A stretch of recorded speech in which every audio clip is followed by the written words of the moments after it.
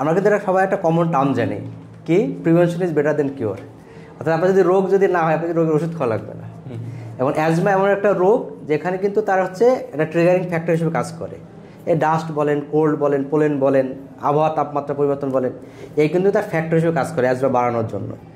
এখন এই প্রতিরোধ করার জন্য প্রথমে যেটা করতে হবে, যে আমরা যেটা বলি এগুলো কিসের মাধ্যমে যায়, আমরা সাথে শ্বাস গ্রহণের মাধ্যমে যায়।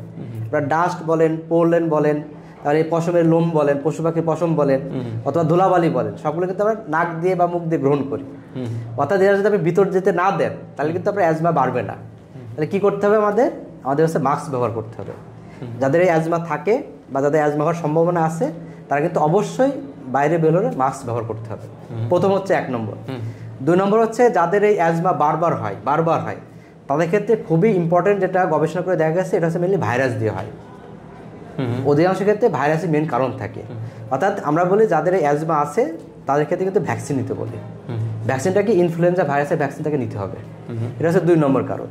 3 নম্বর হচ্ছে কারণ বললাম যে আপনার যেগুলোতে আপনার অ্যালার্জি আছে, যেগুলো খাদ্য খাবার আপনার অ্যালার্জি আছে, এগুলো কিন্তু আপনাকে অ্যাভয়েড করতে হবে। এগুলো কিন্তু আপনাকে খাওয়া যাবে না। যদি আপনি, আমাদের অনেক মায়েরা থাকে যে বাসায় যখন যে পুরাতন আসবাবপত্র পরিবর্তন করেন অথবা পুরাতন কম্বল বালিশ পরিবর্তন করেন, সেই সময় কিন্তু তাদের অ্যাজমা টেন্ডেন্সি বাড়ে। তারা এগুলো করার সময় অবশ্যই তাদের মাস্ক পরবেন অথবা মানে গামছা বা কোনো কিছু তার নাক ঢেকে রাখবেন যাতে এগুলো তার ভিতরে যেতে না পারে। 4 নম্বর বলবো যারা ধূমপান করেন, এই ধূমপান কিন্তু অবশ্যই তাদের পরিহার করতে হবে। 5 নম্বর বলবো যারা হচ্ছে আমাদের বিভিন্ন, আপনার বললাম যে কলকারখানাযুক্ত পরিবেশে কাজ করেন, ডাস্টযুক্ত পরিবেশে কাজ করেন, তাদের চেষ্টা করতে হবে। জানেন আমাদের দেশ বিদেশে তো বলে যে এটা অ্যাভয়েড করার জন্য, ওই কাজ ছেড়ে দিয়ে অন্য কাজে যাওয়ার জন্য, কিন্তু আমাদের দেশে তো এত সম্ভব হয় না সবসময়। কিন্তু তারা যখন ওই কর্মক্ষেত্রে যাবেন অবশ্যই মাস্ক ব্যবহার করবেন, বা যতটুকু সম্ভব যে তারা এটা হচ্ছে যাদের ভিতরে না যেতে পারে সেই প্রোটেকশন তারা নিবে। পরে যে এটা বলবো সেটা সুষম খাদ্য গ্রহণ। আমরা জানেন যাদের এই অ্যাজমা থাকে তাদের তুলনামূলক রোগ প্রতিরোধ ক্ষমতা একটু কম থাকে, অর্থাৎ তাদের কিন্তু সুষম খাদ্য গ্রহণ করতে হবে। আমরা যেটা দেখি যে যাদের কাশি হয় বা শ্বাসকষ্ট হয় তাদের কিন্তু শ্বাসনালীটা বেশি ড্রাই হয়ে যায়, শুষ্ক হয়ে যায়। এই জন্য আমরা বলি তাদের একটু বেশি সময় মানে অল্প সময় পর পানি খাওয়ার জন্য, যাদের শ্বাসনালী যেন তাদের ভিজা থাকে। এই ভিজা থাকলে কিন্তু কাশির যে সেন্সেশন এটা কিন্তু আমাদের কম আসে। অর্থাৎ যাদের এই অ্যাজমা আছে তারা কিন্তু কিছু সময় পর পানি খেতে পারে। পরের যেটা বলবো যাদের ওজন অনেক বেশি তাদের হচ্ছে ওজন কমাইতে হবে। ওজন কমাইলে দেখা যাচ্ছে তার অ্যাজমা হওয়ার টেন্ডেন্সি কমে যাবে। আর একটা বলবো যে যাদের হচ্ছে আমাদের কমন ধারণা যে অ্যাজমা হলে আমরা ব্যায়াম করতে পারবো কিনা, অনেকে আমাদের কোশ্চেন করে যে আমাদের অ্যাজমা আছে আমি ব্যায়াম করতে পারবো কিনা। আপনি মনে রাখবেন যদি আপনার অ্যাজমা থাকে এটা কিন্তু আপনার ফুসফুসের ক্যাপাসিটি কমায় দেয়। আপনি যদি ব্যায়াম করেন আপনার ফুসফুসের ক্যাপাসিটি কিন্তু এটা বাড়বে, তখন কিন্তু আপনার এটা আস্তে আস্তে আস্তে আপনার হাঁটাচলা করতে শ্বাসকষ্ট হতো এটা কিন্তু আপনার কমে আসবে। অর্থাৎ এটা যাদের অ্যাজমা থাকবে তাদের নিয়মিত ব্যায়াম করতে হবে। তারপরে অনেক সময় দেখা যায় যে বাসায় আমরা বলি ডাস্ট মাইট, মানে ধুলাবালি যে অণুজীব থাকে অথবা যে তেলাপোকার বিষটা থাকে, এটা কিন্তু অনেক সময় ট্রিগারিং ফ্যাক্টর হিসেবে কাজ করে। অর্থাৎ বাড়িতে যদি ধুলাবালি যেগুলো থাকবে অথবা আপনার যদি তেলাপোকা থাকে এগুলো যাতে না থাকে এটা কিন্তু চেষ্টা করতে হবে। আর বলি যাদের অ্যাজমা থাকে তাদের কিন্তু কার্পেট ব্যবহার করতে আমরা বারণ করি। আচ্ছা, কারণ কার্পেটে কিন্তু অনেক সময় ধুলাবালি জমে থাকে। অর্থাৎ যদি তারা এটা ব্যবহার করেন চেষ্টা করবে এটা ব্যবহার না করার জন্য। এগুলো দ্বারা সাধারণত প্রতিরোধের মেন উপায়। আর একটা হচ্ছে যদি আপনার রোগ থাকে রোগের চিকিৎসা করতে হবে। ধরেন আপনি আপনার দরজা দিয়ে আপনি বের হবেন, দরজা যদি আটকায় দিলে বের হতে পারবেন না। অর্থাৎ আপনার ভিতর যদি না যায়, যেগুলো বললাম ভিতরে যদি না যায় তাহলে তো আপনার অ্যাজমা হবে না। আর যদি হয়েও যায় তাহলে কি করতে আপনার চিকিৎসা করতে হবে। চিকিৎসা করলে আপনি ভালো থাকবেন, সুস্থ থাকবেন। আচ্ছা, ধন্যবাদ স্যারকে। স্যার আমরা অনেক সময় ইন্টারনেটে তথ্য দেখি যে এই খাবার খেলে অ্যাজমা বাড়ে, আবার কোনো খাবার খেলে অ্যাজমা কমে।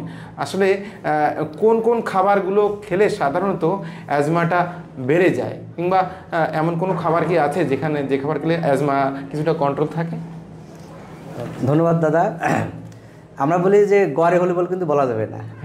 আগে একসময় একটা ধারণা ছিল যে আমার অ্যাজমা আছে, বা এখনও আমরা দেখি যে গ্রামগঞ্জে যারা হোমিওপ্যাথি প্র্যাকটিস করেন বা কবিরাজি প্র্যাকটিস করেন তাকে তারা লিস্ট দিয়ে দেন যে আপনার চিংড়ি মাছ খাওয়া যাবে না, বেগুন খাওয়া যাবে না, ঢেঁড়স খাওয়া যাবে না, পুঁইশাক খাওয়া যাবে না, গরুর মাংস খাওয়া যাবে না, হাঁসের মাংস খাওয়া যাবে না, অমুক অনেক কিছু বলে আর কি। কিন্তু আমরা বলি যে গড়ে হরি বল কিন্তু না। কারণ দেখেন আমরা মানুষ, আমরা কিন্তু ইন্ডিভিজুয়াল। দেখেন আমাদের কারোর সাথে কারোর কিন্তু মিল নাই। এবং আমরা কিন্তু এক পরিবেশে এক একজন মানুষ হই। একজন হয়তো আপনার প্রতিদিন মাংস খায়, আরেকজন প্রতিদিন মাংস নাও খেতে পারে। এখন আমরা যেটা বলি যার যেটাতে অ্যালার্জি থাকবে সেটা খেয়াল করবে। আমাদের কিন্তু একজনের বেগুনে অ্যালার্জি আছে তার মানে কিন্তু এমন না যে আরেকজনের বেগুনে অ্যালার্জি থাকবে। একজন ইলিশ মাছে অ্যালার্জি আছে তার আরেকজন ইলিশ মাছে অ্যালার্জি হবে, এটা কিন্তু কোনো কথা না। আর রোগীদের বলে আপনি খেয়াল করবেন, আপনি প্রতিদিন যখন নতুন নতুন খাদ্য খাবার খাবেন তখন খেয়াল করবেন তাহলে আপনি আজকে নতুন আপনি বেগুন খেলেন, আপনি দেখেন এটা আপনার বাড়ে কিনা, যদি বাড়ে তাহলে মনে করেন ওটাতে আপনার অ্যালার্জি আছে, যদি না বাড়ে তাহলে আপনি খেয়ে যান। আপনি নতুন একটা মাছ খাচ্ছেন, ওই মাছে আপনার অ্যালার্জি আছে কিনা আপনি দেখেন, যদি ওই মাছে আপনার অ্যালার্জি আছে আপনি ওটা খাবেন। অর্থাৎ আমরা বলি যে আপনি খেয়াল করেন এটাতে অ্যালার্জি আছে কি এটাতে নাই, অর্থাৎ আমরা কিন্তু তখন বলি না যে আপনি এটা খাওয়া যাবে, এটা খাওয়া যাবে, এটা খাওয়া যাবে না। রোগী যদি বলতে পারে স্যার আমার এগুলোতে অ্যালার্জি আছে, তাহলে আপনি এগুলো অ্যাভয়েড করতে হবে। কিন্তু আমরা সাধারণত যেগুলো দেখি যে অনেক সময় বেগুনে থাকে, চিংড়ি মাছে থাকে, ঢেঁড়সে থাকে, কিন্তু আমাদের একটা ইন্টারেস্টেড একটা ফ্যাক্ট বলি, মাঝে একটা রুগী পাইছিলাম তার অ্যাজমা, বলে স্যার আমার তো অ্যালার্জি আছে, আমি তো সব খাওয়া দাওয়া বন্ধ করে দিছি, এখন কিছুই খাই না, শুধুমাত্র একটু ভাত খাই তাও লবণ দিয়ে, কারণ আমি যা খাই তাই অ্যালার্জি হয়। এবার অ্যালার্জি কিন্তু টেস্ট করে একটা পরীক্ষা আছে, আমাদের অ্যালার্জি প্যানেল টেস্ট। তো এটাতে আপনার 64টা 128টা থাকে উপাদান থাকে, যেখানে একটু রক্ত দেওয়া হয়, রক্ত দেওয়ার পরে দেখা হয় যে আপনার অ্যালার্জি গ্রেড কতটুকু। আমি বললাম ঠিক আছে আপনি তো সব কিছু বাদ দিয়ে দিচ্ছেন, তাহলে আপনার কাজ করেন, আমি একটা টেস্ট করতে দিই আপনার, এই অ্যালার্জি প্যানেল টেস্টটা করেন। এখন রোগী যখন অ্যালার্জি প্যানেল টেস্ট করে নিয়ে আসলো, তখন দেখা তার ভাতেই তার অ্যালার্জি। দেখেন সে কিন্তু সবই বাদ দিয়ে দিচ্ছে, সমস্ত খাদ্য খাওয়া সব বাদ, কী খাচ্ছে, ভাত খাচ্ছে, কিন্তু পরীক্ষা দেখা যাচ্ছে ভাতে তার অ্যালার্জি। অতএব যদি আপনি এরকম অ্যালার্জি যদি আপনি বলতে পারেন তাহলে ওটা আপনার বাদ দিতে হবে, তাহলে পরে অ্যালার্জি প্যানেল টেস্ট করতে হবে। টেস্ট করে দেখেন আপনার কোনটাতে অ্যালার্জি আছে, যেটা আছে আপনি সেটা অ্যাভয়েড করেন। যদি আপনার কোনটা অ্যালার্জি না থাকে সব খান। আমি তো বললাম অ্যালার্জি কিন্তু ভাতে না, মানে ফুড অ্যালার্জি না, আপনার ডাস্ট অ্যালার্জি হতে পারে, তাহলে কেন ভাত বাদ দেবেন? আপনার এই পরাগরেণুতে অ্যালার্জি থাকতে পারে, পশু পাখির পশমে আপনার অ্যালার্জি থাকতে পারে, তাহলে কেন আপনি আপনার খাদ্য খাওয়ার বাদ দেবেন? যদি আপনি খেয়াল করেন অথবা পরীক্ষা করেন, দেখেন কোনটাতে আপনার অ্যালার্জি আছে, যেটা সমস্যা থাকবে সেটা আপনি বাদ দেবেন। আচ্ছা আচ্ছা, ধন্যবাদ স্যারকে।